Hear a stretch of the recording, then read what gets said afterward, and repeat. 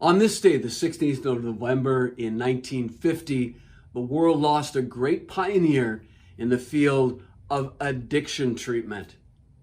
Dr. Bob Smith passed away in Akron, Ohio.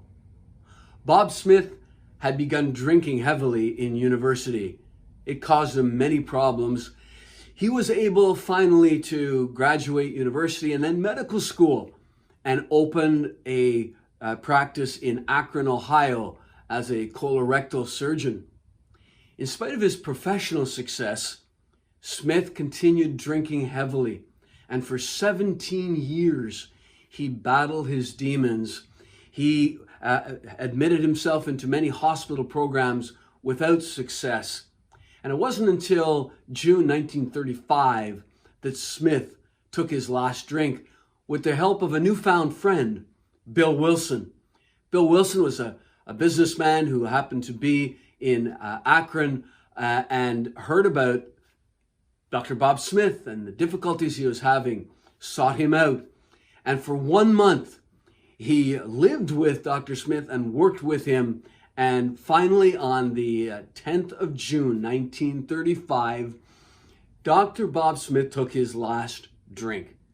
And that date has become sort of the anniversary date, birthday of the AA group, Alcoholics Anonymous.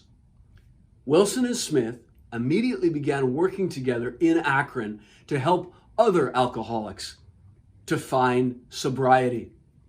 And the Smith family home became a beehive of activity. Many people would come for counseling and to seek help. And this place became the center for their research even, because they were able to see three important realizations as they were helping out these other alcoholics as they had been helped.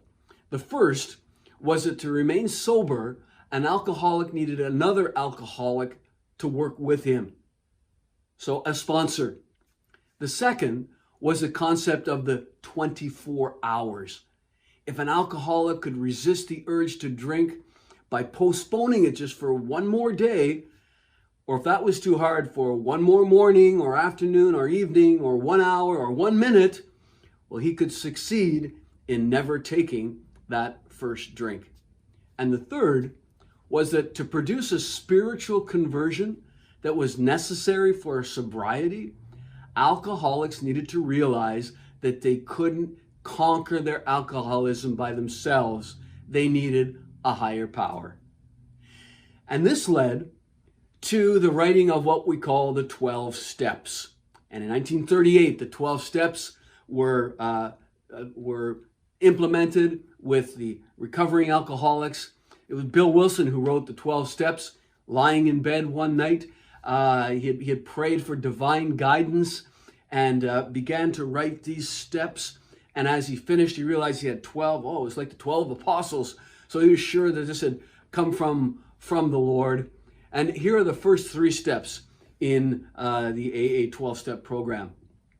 We admitted we were powerless over alcohol, that our lives had become unmanageable.